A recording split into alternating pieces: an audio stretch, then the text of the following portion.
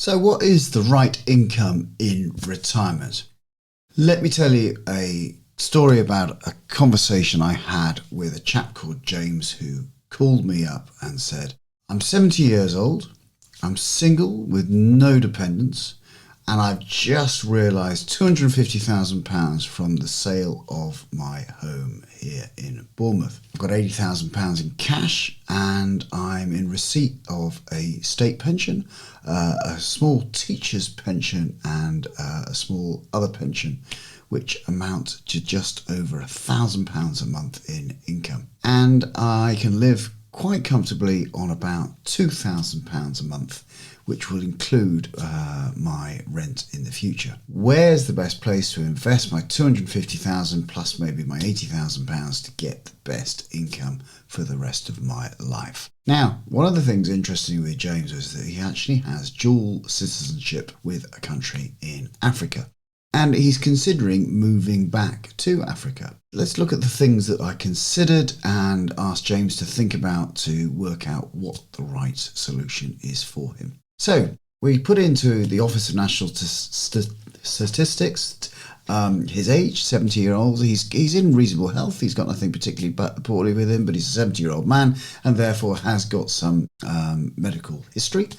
And so we just put in his 70-year-old male to see what his life expectancy actually is. It's 86, so that's pretty good. You know, he's got another 16 years within him if he's just average. But 10% would last. 10% of people James's age will last to 96 in the UK, and 3% to age 100. What I also observe with people's spending patterns as they get older, it actually seems to get less. They spend less as time goes on. Now, of course, his state pension is index linked, so it goes up over time.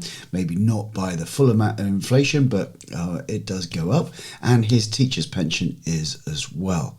So where is the best investment for James to put his money? You know, the issue you've got is who are the dependents you've got? And he said, well, I haven't got any dependents at all. You know, I have got a will and some people will inherit my estate, but no one is dependent on me and I don't really need to give anything to children or a spouse.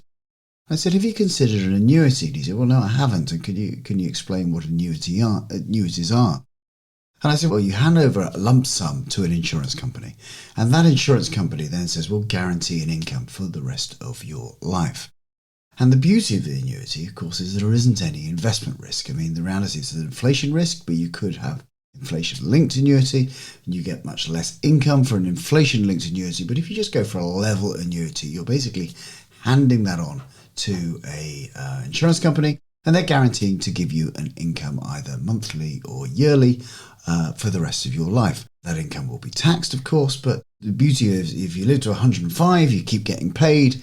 The downside is if James buys one and he's 70 and he dies at 71, then the annuity ceases unless there's any guaranteed periods included in the annuity rate. So I put it into my annuity calculator and I found that for £100,000 for a 70-year-old male in average health, he would get an income of £6,967. So let's just call that, round that up to £7,000 a year. And if he bought one for £200,000, likely to get £14,000 a year. So £14,000 a year plus his guaranteed income at the moment of £12,000 a year with £1,000 a month actually gets James exactly where he wants to and actually provides him with a surplus income.